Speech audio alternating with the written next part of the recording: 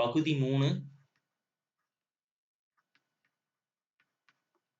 அடுத்தது வந்து அடிப்படை உரிமை.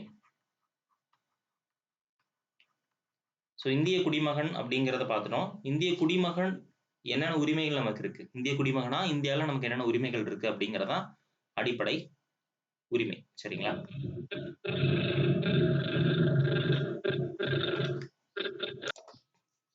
ஸோ அடிப்படை உரிமைகள். ஸோ இதை வந்து பார்த்தீங்கன்னா விதி அல்லது சரத்து நம்ம சொல்லக்கூடியது எதுன்னு பார்த்தீங்கன்னா 12ல இருந்து 35 வரைக்கும். சரிங்களா? Article 12 to 35. சரிங்களா? ஸோ இது எந்த நாட்டில இருந்து நமக்கு பெறப்பட்டது? இந்த அடிப்படை உரிமைகள் வந்து எந்த நாட்டில இருந்து நமக்கு பெறப்பட்டதுன்னு பார்த்தீங்கன்னா அமெரிக்கா நாட்டில இருந்து பெறப்பட்டது. சரிங்களா? ஸோ நமக்கு அரசியலமைப்பு எழுதப்பட்ட பொழுது மொத்தம் இருந்த அடிப்படை உரிமைகள் பார்த்தீங்கன்னா 7. சரிங்களா? 1950 ஜனவரி 26ல நமக்கு 7 உரிமைகள் வந்து கொடுத்துருந்தாங்க. சரிங்களா? தற்போது எவ்வளோ இருக்குன்னா 6 தான் இருக்கு. அது ஒன்று வந்து நம்ம நீக்கிட்டோம். அதை நம்ம பின்னாடி பார்க்கலாம். சரிங்களா? ஸோ அப்போ 12 to 35 நம்ம என்ன பிரிச்சிருக்காங்க. ஸோ அந்த வந்து எப்பவுமே திரும்ப திரும்ப இந்த பொறுத்துக்களை கேட்குற கொஸ்டின் இது. ஸோ தெரிஞ்சுக்கோங்க. சரிங்களா? ஃபர்ஸ்ட் ஆர்டிகல் 14 to 18 வந்து சமத்துவ உரிமை. ரெண்டாவது 19 to 22 சுதந்திர உரிமை.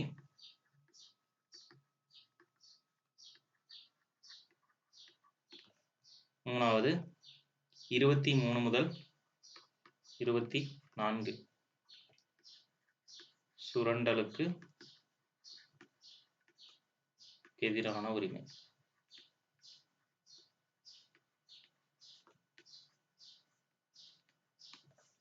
அடுத்தது 25 to 28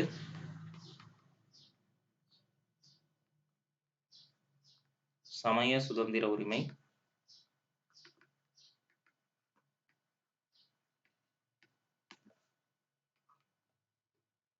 அதே மாதிரி பார்த்தீங்கன்னா 29 to 30 வந்து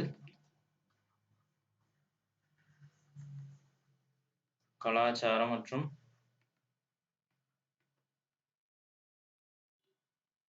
பண்பாட்டு கல்வியியல்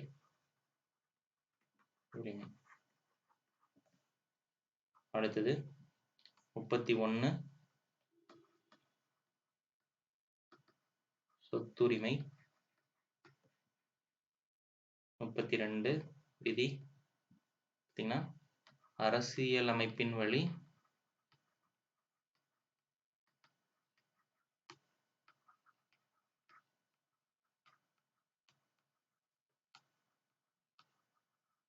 தீர்வு காணும் உரிமை. ஸோ இது வந்து பார்த்தீங்கன்னா நம்ம ரிட்ஸ்ன்னு சொல்லுவோம். சரிங்களா? ஆங்கிலத்தில். ஓகே. ஸோ இது எல்லாமே பார்த்தீங்கன்னா பொறுத்துக்களை கேட்குறாங்க. இந்த அடிப்படை உரிமைகள் ரொம்ப ரொம்ப முக்கியமான டாபிக் குரூப் 4 எக்ஸாம் பொறுத்த வரைக்கும். அடிப்படை உரிமைகள் வந்து கொஸ்டின் இல்லாத ஒரு குரூப் 4 கொஸ்டினே இருக்காது. சரிங்களா? நீங்கள் வேணா எடுத்து பாருங்க. எல்லாமே கம்பல்சரி ஏதாவது ஒரு கொஸ்டின் வந்து உங்களுக்கு இதுல இருந்து வந்துடும். சரிங்களா? அதனால ரொம்ப முக்கியமான டாபிக், நல்லா படிங்க. சரிங்களா? ஸோ இந்த நீக்கிறாங்கன்னு சொன்ன பார்த்தீங்கன்னா 7 உரிமை இருந்தது. அதில் வந்து பார்த்தீங்கன்னா 6ஆ மாற்றிருக்காங்க. ஸோ அது என்ன உரிமைன்னு பார்த்தீங்கன்னா அந்த சொத்துரிமை நம்ம வந்து தற்பொழுது இல்லை. சரிங்களா? அதை எடுத்துட்டாங்க. அது எப்போ எடுத்தாங்கன்னு பார்த்தீங்கன்னா 44வது சட்ட திருத்தம் 1978ஆம் ஆண்டு என்ன பண்ணோம், நம்ம நீக்கிட்டோம். ஸோ சொத்துரிமை பற்றியும் கொஸ்டின் வந்து வந்துட்டே இருக்கு ரிப்பீட்டடா. ஸோ அப்போ சொத்துரிமை என்ன விதியில சொல்லியிருக்கு, சொத்துரிமை எந்த சட்டத்திருத்தத்தின்படி நீக்கப்பட்டது, எந்த ஆண்டு நீக்கப்பட்டது, ஸோ அதெல்லாம் திரும்ப திரும்ப கேட்குது. அப்போ ஒரு சட்டத்திருத்தம் படிச்சோம்னா அந்த சட்டத்திருத்தம் எத்தனாவது சட்டத்திருத்தம், எந்த ஆண்டு, அந்த சட்டத்திருத்தத்தோட முக்கியமான என்ன கூறு. சரிங்களா? எதுக்காக அந்த சட்டத்திருத்தம் கொண்டு வந்தாங்க. ஒன்னா ஏதாவது ஒரு பகுதியை சேர்க்கறதுக்காகவோ அல்லது ஏதாவது ஒரு விஷயத்தை நீக்கிறதுக்காக தான் அந்த சட்டத்திருத்தம் கொண்டு வராங்க. சரிங்களா? சட்டத்திருத்தம் இங்கிலீஷ்ல அமெண்ட்மெண்ட் சொல்லுவாங்க. அமெண்ட்மெண்ட் அப்படிங்கிறது நம்ம இந்திய பாராளுமன்றத்தால் நிறைவேற்றப்பட்டு தான் கொண்டு வருவாங்க. ஸோ அமெண்ட்மெண்ட் எப்படி பண்ணணுங்கிறதையும் நம்ம இந்திய அரசியலமைப்புல சொல்லியிருக்காங்க. ஸோ அதை நம்ம பின்னாடி பார்க்கலாம். சரிங்களா? இப்போதைக்கு ஜஸ்ட் தெரிஞ்சுக்கணும். சரிங்க, ஓகே. அடுத்தது போலாங்களா? அடுத்த பேஜ் போலாமா? ஸோ நம்ம பார்த்தீங்கன்னா ஒவ்வொரு இதாக பார்க்கலாம். சரிங்களா? ஓகே. ஃபஸ்ட்டு விதி 14 to 18. 14 to 18 என்னங்க? சமத்துவ உரிமைன்னு பார்த்தோமா?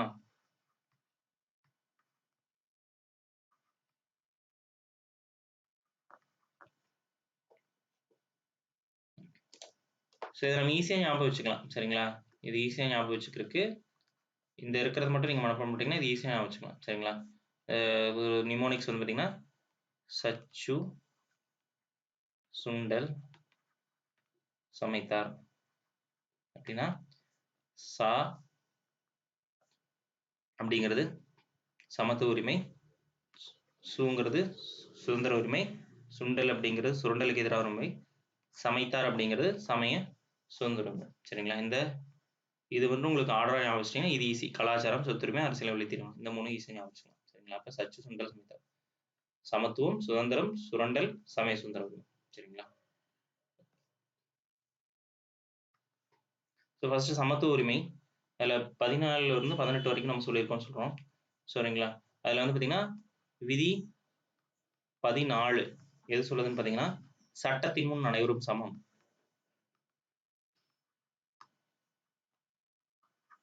சட்டத்தின் முன் அனைவரும் சமம் அப்படின்னு சொல்லக்கூடியது. சரிங்களா? ஸோ நீங்கள் யாராக வேணா இருக்கலாம். சரிங்களா? கருப்பாக இருக்கலாம், சிவப்பாக இருக்கலாம், இந்து மதமாக இருக்கலாம், அல்லது இஸ்லாம் மதமாக இருக்கலாம், கிறிஸ்தவ மதமாக இருக்கலாம், பௌத்த மதமாக இருக்கலாம். சரிங்களா? இந்த மாதிரி எந்த மதத்தை சார்ந்தவராலும் சரிங்களா, எந்த பாலினமாக இருந்தாலும் சரி, சரிங்களா, எந்த ஒரு சமூகமாக இருந்தாலும் சரி, சரிங்களா, நீங்கள் வந்து சட்டத்தின் முன் அனைவரும் சமம். பதவி கிடையாது உங்களுக்கு, உயர் பதவி அந்த மாதிரிலாம் எதுவுமே இல்லை. சட்டத்தின் முன் அனைவரும் சமம் அப்படிங்கிறதா அது. சரிங்களா? அதே மாதிரி விதி 15 பொது இடங்களில் சம உரிமை.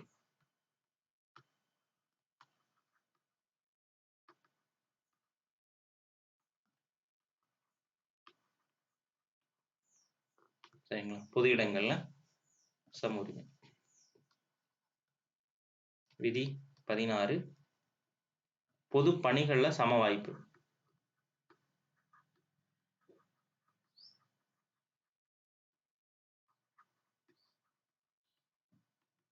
நமக்கு எக்ஸாம் வைக்கிறாங்க, அதில் எல்லாருக்கும் ஒரே கொஸ்டின் எழுத போகிறோம். சரிங்களா?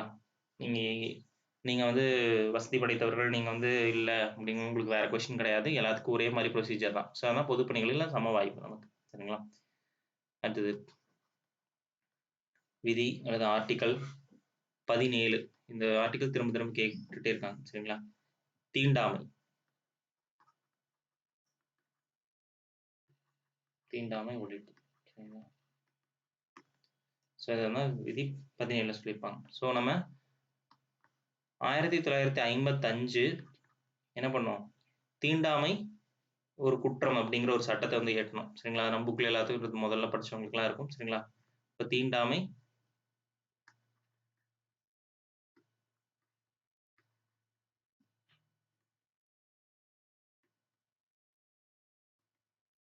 குற்றங்கள் சட்டம் இயற்றப்பட்ட ஆண்டு 1955. சரிங்களா? இதே 1955 என்ன பார்த்தோம், குடியுரிமை சட்டமும் பார்த்தோம். சரிங்களா? விதி 18 அரசு பட்டங்கள் வந்து கேட்டீங்க வழங்குவது தடை.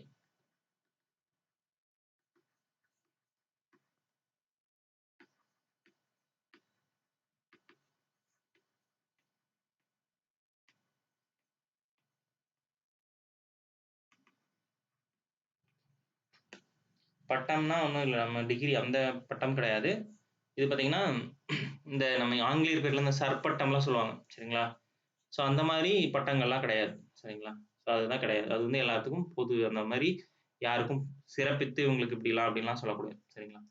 ஸோ அதான் சொல்றாங்க, பட்டங்கள் வழங்குவது தடைன்னு சொல்றாங்க. சரிங்களா? அடுத்தது 19 to 22 என்ன சொல்றாங்கன்னா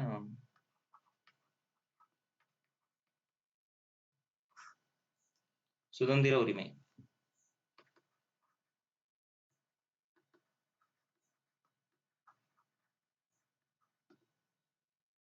சரிங்களா? சுதந்திர உரிமை.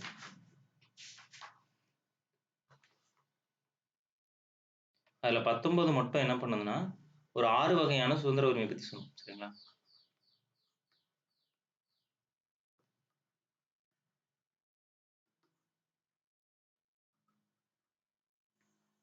அதாவது பேச்சுரிமை, அதுக்கப்புறம் ஆயுதமின்றி அமைதியாக கூடுறதுக்கு, கழகங்கள், சங்கங்கள் அமைச்சுக்கிறது, இந்தியா முழுவதும் நீங்க எங்க வேணாலும் போயிட்டு வர்றதுக்கு, சரிங்களா? அதே மாதிரி இந்தியாவில் எந்த பகுதியிலும் நீங்க வந்து தங்கி வாழ்வதற்கு, தொழில் அல்லது பணி அல்லது வணிகங்கள் இதெல்லாமே இந்தியாவுக்குள்ள நீங்க எங்க வேணாலும் செய்யறதுக்கு, இதுக்கெல்லாம் உரிமை கொடுத்திருக்கிறது இந்த விதி 19 இந்த 6 வகை உரிமையில வந்து சொல்லியிருப்பாங்க. சரிங்களா? அடுத்தது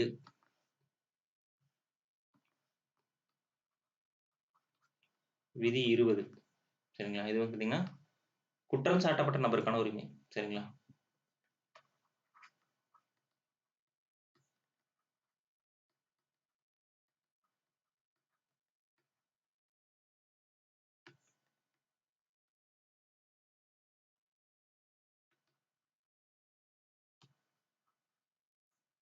குற்றம் சாட்டப்பட்டனா இப்போ உங்களை வந்து கைது செய்யறாங்க, யாராவது நம்ம தெரிஞ்சவங்களை கைது செய்யறாங்கன்னா அவங்களுக்குன்னு சில உரிமைகள் வந்து இருக்கு. சரிங்களா? அவங்கள வந்துட்டு போய் அடிக்கிறது இந்த மாதிரிலாம் பண்ணக்கூடாது. சரிங்களா? தகுந்த காரணமின்றி கைது செய்யக்கூடாது. ஒரு குற்றத்திற்கு ஒரு முறைக்கு மேல் தண்டனை கிடையாது. சரிங்களா? அந்த மாதிரிலாம் அவங்களுக்கு வந்து குற்றம் சாட்டப்பட்ட நபருக்கு இருக்கு. சரிங்களா? ஓகே. அடுத்தது விதி 21. சரிங்களா? ஸோ தனி மனித சுதந்திரம்.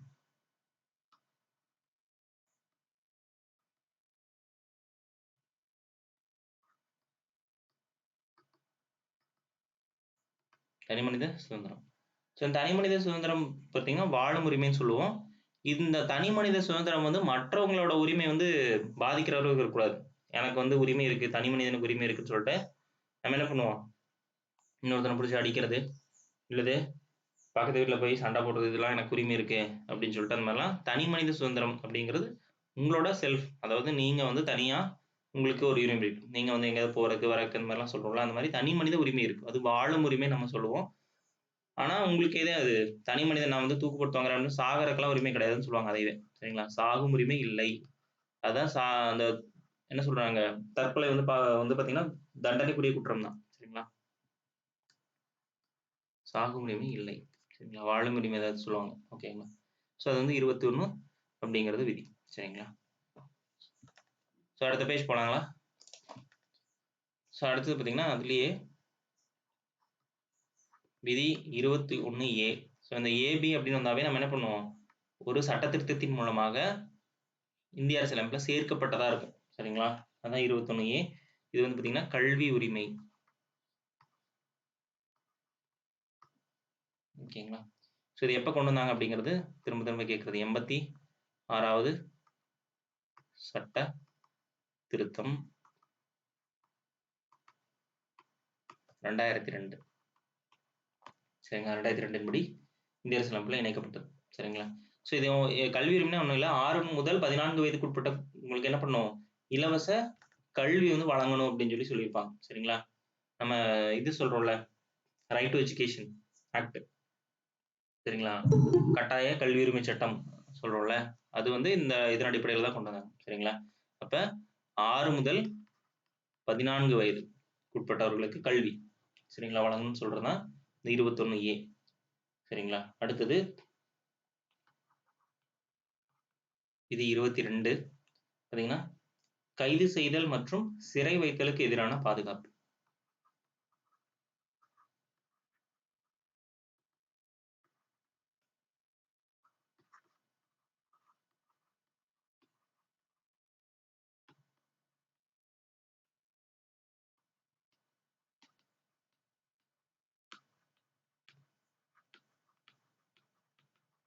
சரிங்களா?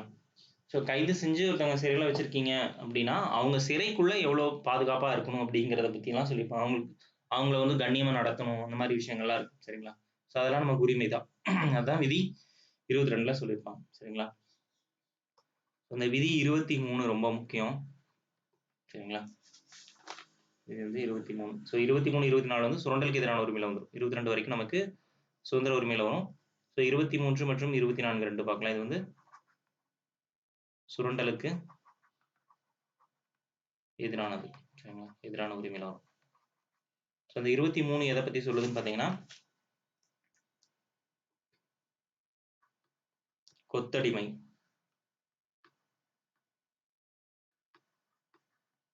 சரிங்களா? கொத்தடிமை அல்லது கொத்தடிமை ஒழிப்புன்னு சொல்லுவாங்க. சரிங்களா? ஸோ நீங்க யாரையும் வந்து கொத்தடிமையா வச்சு வேலை செய்யக்கூடாது. சரிங்களா? சம்பளம் கொடுக்காம, அவங்களுக்கு முறையான பாதுகாப்பு இல்லாம, ஒரு அபாயகரமான பணியில ஈடுபடுத்துறது. ஸோ அதெல்லாம் வந்து விட்டோம்னா கொத்தடிமைன்னு சொல்லுவாங்க. சரிங்களா? ஸோ அந்த கொத்தடிமை வந்து ஒழிக்கணும்னு சொல்லிட்டு தான் அந்த 23 வந்து சொல்லியிருப்பாங்க. இந்த கொத்தடிமை ஒழிப்பு சட்டம் எப்ப கொண்டு வந்தாங்கன்னு பார்த்தீங்கன்னா 1976. சரிங்களா? சட்டம் வந்து பார்த்தீங்கன்னா 1976 கொத்தடிமை ஒழிப்பு சட்டம் சொல்லுவாங்க.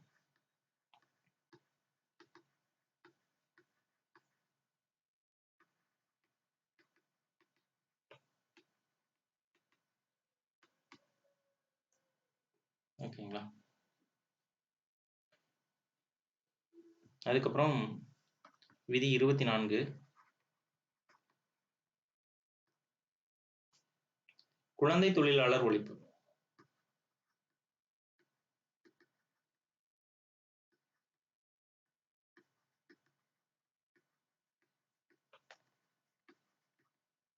ஸோ சைல்ட் லேபர் வந்து நீங்க வந்து இருக்கக்கூடாது. சரிங்களா? ஸோ ஒரு குழந்தைய வந்து அந்த குழந்தை வந்து 14 வயதுக்குட்பட்ட குழந்தையா இருக்கணும். அந்த 14 வயதுக்குட்பட்ட குழந்தைகள வந்து நீங்க வந்து கட்டாயமா ஈடுபட்டீங்கன்னா, உங்களுக்கு வந்து பார்த்தீங்கன்னா, சிறை தண்டனை இருக்கு. அதுக்கும் இதான் வந்து குழந்தை தொழிலாளர் ஒழிப்பு. அதுக்கு சட்டம் கொண்டு வந்திருக்காங்க. குழந்தை தொழிலாளர் ஒழிப்பு சட்டம் 1986. அதில் நிறைய திருத்தங்கள்லாம் இப்போ வரைக்கும் கொண்டு வந்திருக்காங்க. தெரிஞ்சு நமக்கு அடிப்படை சட்டம் மட்டும் தெரிஞ்சுக்கோங்க. சரிங்களா? குரூப் 2 மெயின்ஸ் ஓரியன்டா படிக்கும்போது அதெல்லாம் டீப்பா போகணும் நம்ம. சட்டம் 1986. ஸோ 10 ஆண்டுகள் வித்தியாசம். இது 76, இது 86. சரிங்களா?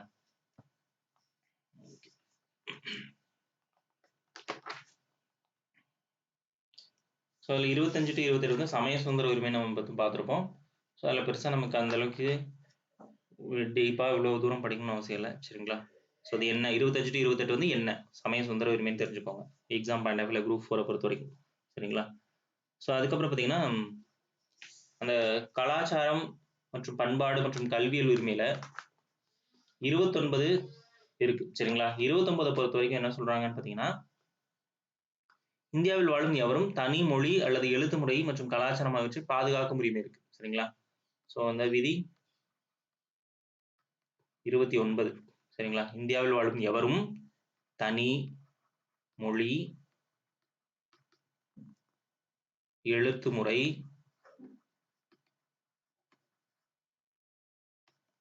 கலாச்சாரம் ஆகியவற்றை பாதுகாக்கும் உரிமை.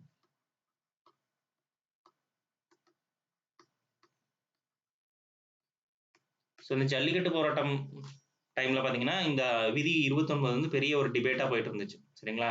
ஸோ இது வந்து ஜல்லிக்கட்டு அப்படிங்கிறது எங்களுடைய பாரம்பரிய கலாச்சாரம், அதை எங்களை பாதுகாப்பதற்கான உரிமை இருக்கு அப்படின்னு தான் அந்த போராட்டத்தில் ஈடுபட்டவங்கலாம் சொன்னாங்க. சரிங்களா? அதுதான் வந்து இந்த விதி வந்து 29. ஸோ இந்திய அரசியலமைப்புல அதை சொல்லியிருக்காங்க. சரிங்களா?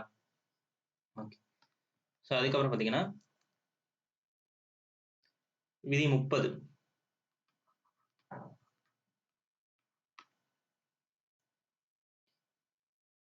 விதி 30 என்ன பார்த்தீங்கன்னா, மொழி, சமயம் அடிப்படையில் கல்வி நிறுவனங்கள் அமைக்கும் உரிமை. சரிங்களா? மொழி,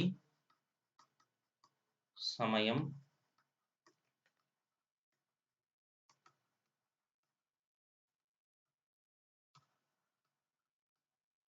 கல்வி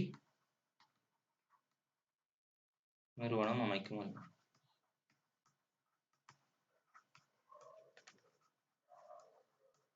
சரிங்களா?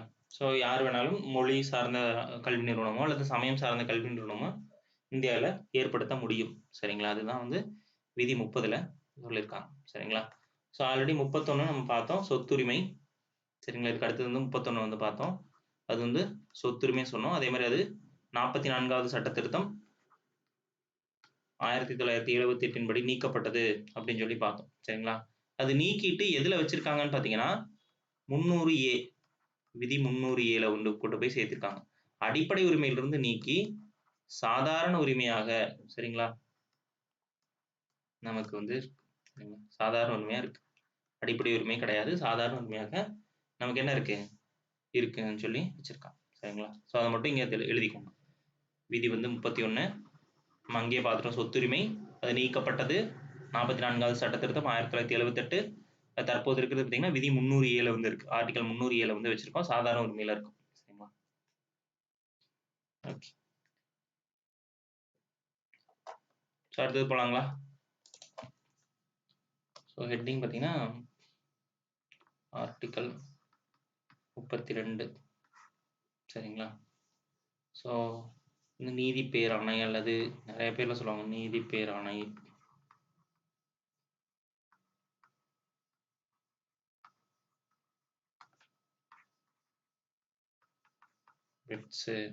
அரசியலமைப்பின் வழி தீர்வு காணும் உரிமை. சரிங்களா? இது மாதிரிலாம் சொல்லுவாங்க. சரிங்களா? ஓகே. இந்த விதி 32 எதுக்காக கொண்டு வந்திருக்காங்கன்னா, மேற்சொன்ன இது வரைக்கும் நம்ம சொன்ன எல்லா அடிப்படை உரிமைகளும் உங்களுக்கு மறுக்கப்படும் பட்சத்துல அல்லது உங்களுக்கு வந்து கிடைக்கலங்கிற பட்சத்துல நீங்க என்ன பண்ணலாம் அப்படின்னா, நேரடியாக உச்சநீதிமன்றத்தை நாடி உங்களுடைய உரிமைகளை பெறும் உரிமை தான் ஆர்டிகல் 32. சரிங்களா? இந்தியாவோட அதிகபட்ச நீதி வழங்கும் அதிகாரம் வந்து உச்சநீதிமன்றத்துக்கு இருக்கு. அது எல்லாத்துக்கும் தெரியும். ஸோ அந்த நீதிமன்றத்தை நீங்க நேரடியாக அணுகலாம். எப்போ அப்படின்னா உங்களுடைய அடிப்படை உரிமைகள் மீறப்படும் போது. சரிங்களா? அதனாலதான் உச்சநீதிமன்றத்தை என்ன சொல்லுவாங்கன்னா, அடிப்படை உரிமைகளின் பாதுகாவலன்னு நம்ம சொல்லுவோம். சரிங்களா? அடிப்படை உரிமைகளின் பாதுகாவலன் நம்ம எதை சொல்றோம்னா உச்சநீதிமன்றத்தை சொல்லுவோம். சரிங்களா? ஸோ அதான் இந்த ஆர்டிகல் 32க்கு இருக்கிற முக்கியமான ஒரு ஹைலைட்டான பவரே. சரிங்களா? ஸோ அடிப்படை உரிமைகள்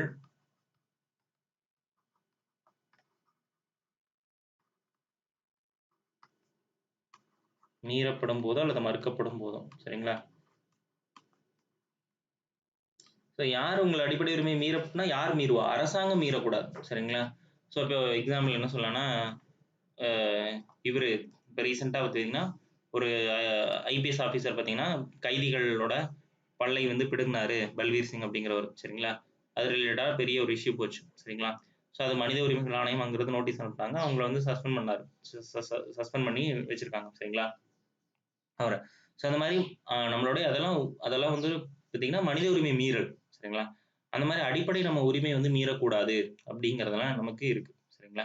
ஸோ இப்போ அது வந்து அவர் வந்து பார்த்தீங்கன்னா ஒரு அரசு பணியில இருக்கிறவர். சரிங்களா? அப்ப கிட்டத்தட்ட அரசாங்கம் மீறின மாதிரி தான். ஸோ அந்த மாதிரிலாம் பண்ணக்கூடாது அப்படிங்கிறதான் சொல்றாங்க. ஸோ அதே மாதிரி ஒரு அரசாங்கம் அடிப்படை உரிமைகளை வந்து மீற மாதிரி சட்டம் இயற்றினாலும் சரி, அது வந்து செல்லாது அப்படிங்கிறதெல்லாம் நமக்கு இருக்கு. சரிங்களா? ஸோ அடிப்படை உரிமை மீறப்படும் போது நேரடியாக மக்கள் உச்சநீதிமன்றத்தில் வழக்கு தொடரலாம்னு சொல்றாங்க. சரிங்களா?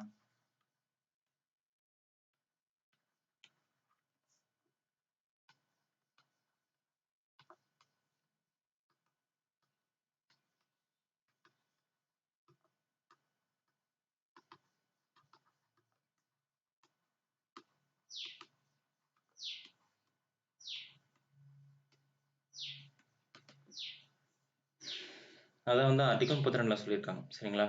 ஸோ இதை வந்து இந்த ஆர்டிகல் 32 என்ன சொல்றாங்கன்னு பார்த்தீங்கன்னா, இந்திய அரசியலமைப்பின் அல்லது அரசியலமைப்பின் இருதயம் மற்றும் ஆன்மான்னு சொல்லுவாங்க. சரிங்களா?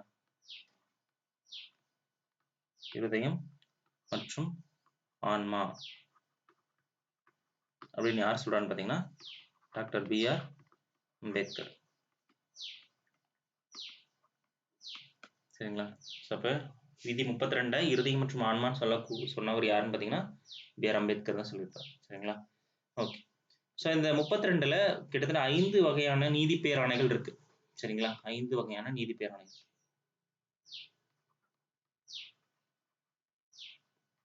5 வகை நீதி பேராணைகள் இருக்கு. ஸோ ஒன்று பார்த்தீங்கன்னா ஆட்கொணர்.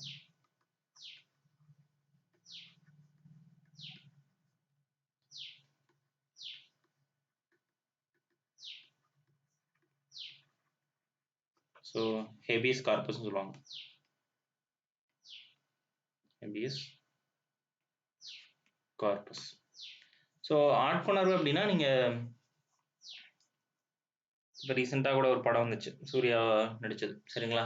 ஸோ அதில் என்ன பண்ணுவாங்கன்னா, ஒரு பெண் வந்து தன்னுடைய கணவர் வந்து காணும்னு சொல்லிட்டு சூர்யா வந்து வக்கீலா இருப்பாரு. சரிங்களா? அப்ப அவர்ட்ட அணுகும்போது அவரு சொல்லுவாரு, "நீங்க வந்து இந்த ஆட்கொணர்வு மனு வந்து தாக்கல் செய்யுங்க. ஹேபியஸ் கார்பஸ்" அப்படின்னு சொல்லுவாங்க. சரிங்களா?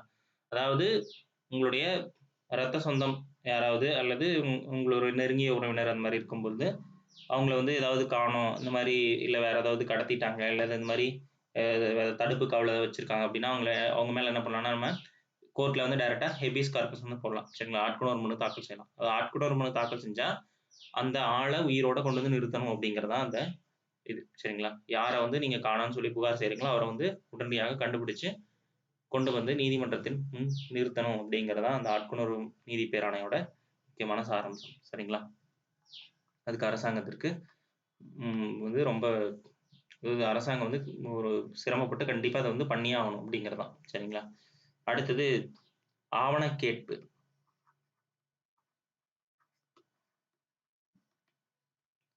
ஆவணக்கேட்பு நீதி பேராணை.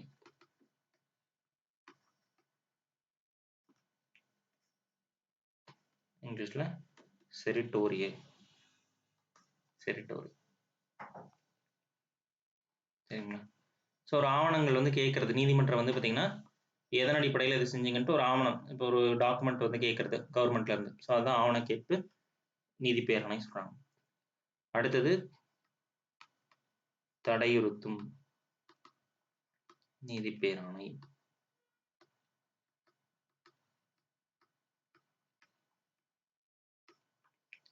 புரோஹிபிஷன் இங்கிலீஷ்ல. ஏன் இங்கிலீஷ்ல குடுக்குறேன்னு பார்த்தீங்கன்னா, தமிழ்ல வந்து நம்ம டிஎன்பிஎஸ்சி கொஸ்டின்ல டிரான்ஸ்லேஷன்ஸ்ல ஒவ்வொரு மாரி குடுத்துருப்பாங்க. ஸோ அதனால இதெல்லாம் நீங்க வந்து இங்கிலீஷ்லயும் தெரிஞ்சுக்கிட்டீங்கன்னா இதா இருக்கும். சரிங்களா? புரோஹிபிஷன் சொல்லுவாங்க இதுக்கு பேரு. தடை இருக்கும்னா ஒரு விஷயத்த தடை செய்யறது. இத செய்யக்கூடாதுன்னு சொல்லி தடை செய்யறது. சரிங்களா? அதான் வந்து தடையுறுத்தும் நீதி பேராணை. அடுத்தது கட்டளையுறுத்தும். அடுத்தது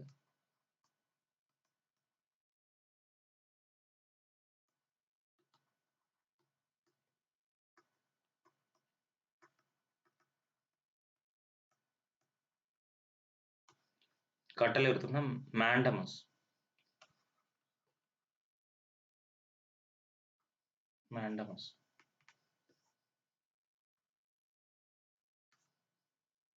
மேண்டமஸ். கட்டளையுறுத்தும்னா இத செய்ய சொல்லி கட்டளையிடுறது. இது செய்யணும். இவ்வளோ டேஸ்க்குள்ள, இவ்வளோ நாட்குள்ள செஞ்சு முடிக்கணும்னு சொல்லி கட்டளையுறுத்தும் நீதி பேராணை. சரிங்களா? மனித உரிமைகளுக்காக அதெல்லாம். சரிங்களா? அடுத்தது தகுதி முறை வினவும்.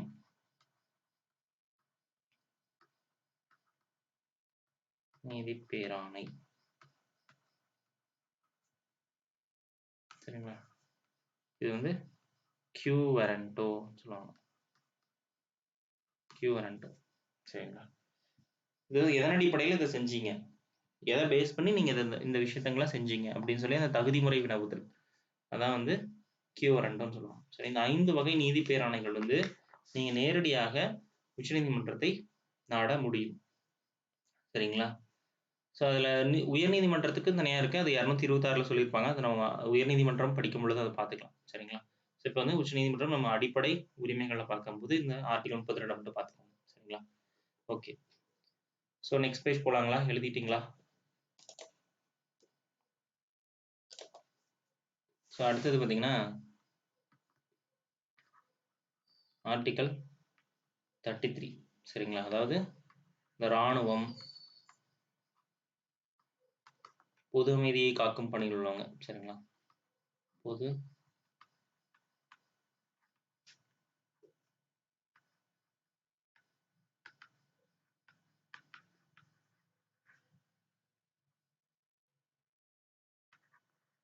இவங்கலாம் சங்கம் அமைக்கிறதுக்கு உரிமை கிடையாது. சரிங்களா? இவங்களுக்கெல்லாம் சங்கம் அமைக்கும் உரிமை இல்லை.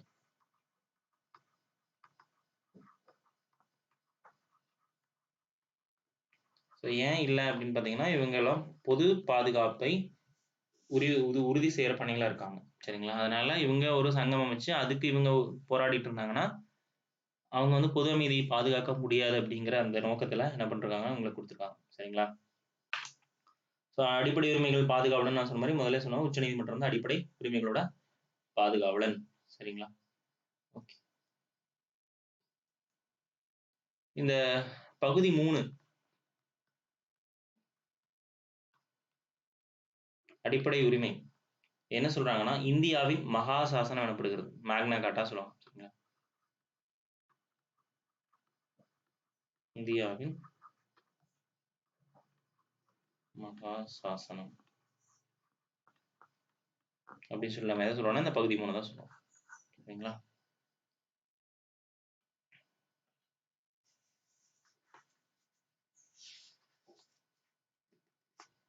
அதுக்கப்புறம்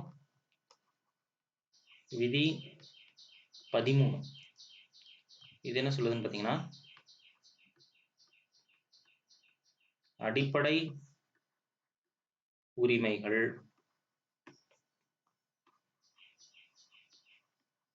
மீறுமாறு சட்டம் இயற்றினால் அது செல்லாதுன்னு சொல்றாங்க. சரிங்களா? நீங்க அடிப்படை உரிமையெல்லாம் ஏதாவது ரொம்ப மீறுற மாதிரியோ அல்லது அதை இது பண்ற மாதிரியோ எல்லாம் சட்டம் இயற்றுனா கண்டிப்பா அது செல்லாது அப்படின்னு சொல்லி சொல்றாங்க. சரிங்களா? ஸோ இது அடிப்படை உரிமைகள்ல இவ்வளவுதான். சரிங்களா? ஸோ அடிப்படை உரிமைகள்ல முக்கியமான எக்ஸாம் பாயிண்ட் ஆஃப் வியூல திரும்ப திரும்ப கேட்குற கொஸ்டின்ஸ் தான் எல்லாம். ஸோ கேட்குற பாயிண்ட்ஸ் தான். சரிங்களா? நல்லா